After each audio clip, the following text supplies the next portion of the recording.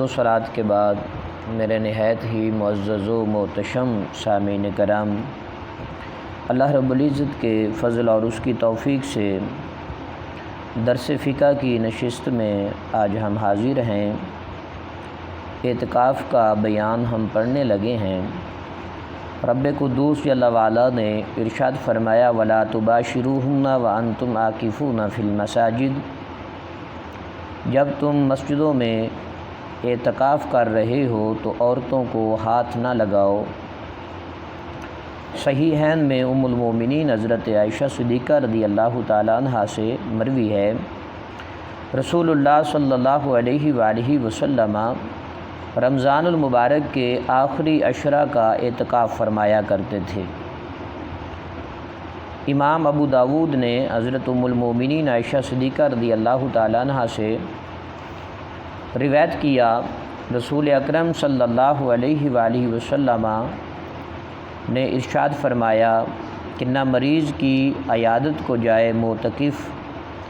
معتکف پر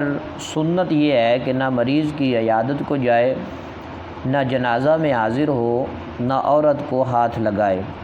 اور نہ اس سے مباشرت کرے، اور نہ کسی حاجت کے لیے جا سکتا ہے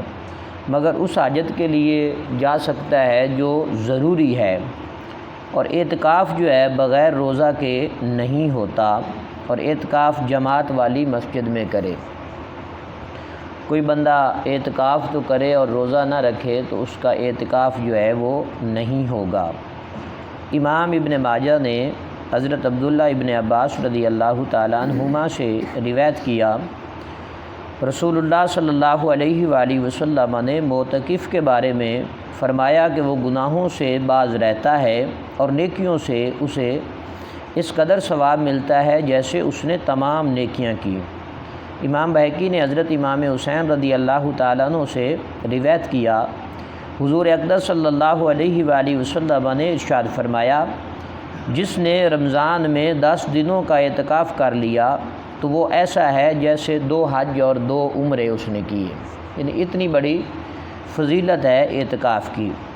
اب اعتکاف کے بنیادی مسائل کا ہم ذکر کریں گے کہ مسجد اللہ کے لیے نیت کے ساتھ، مسجد کے اندر اللہ کے لیے نیت کے ساتھ ٹھہرنا جو ہے یہ اعتکاف ہے، اور اس کے لیے مسلمان عاقل اور جنابت اور حیض اور نفاس سے پاک ہونا یہ شرط ہے، بلوغ شرط نہیں بلکہ نابالغ جو تمیز رکھتا ہے اگر بنیت اعتکاف مسجد میں ٹھہرے تو یہ اعتکاف صحیح ہے۔ آزاد ہونا بھی شرط نہیں، لہذا غلام بھی اعتکاف کر سکتا ہے، مگر اسے اپنے آقا سے اجازت لینی ہوگی، اور آقا کو بہرحال منع کرنے کا حق حاصل ہے، اس کا آقا جو ہے اسے منع کر سکتا ہے، اگر وہ منع کر دے تو پھر غلام جو ہے اعتکاف نہیں کر سکتا۔ مسجد جامع ہونا اعتکاف کے لیے شرط نہیں ہے، بلکہ مسجد جماعت میں بھی اعتکاف ہو سکتا ہے۔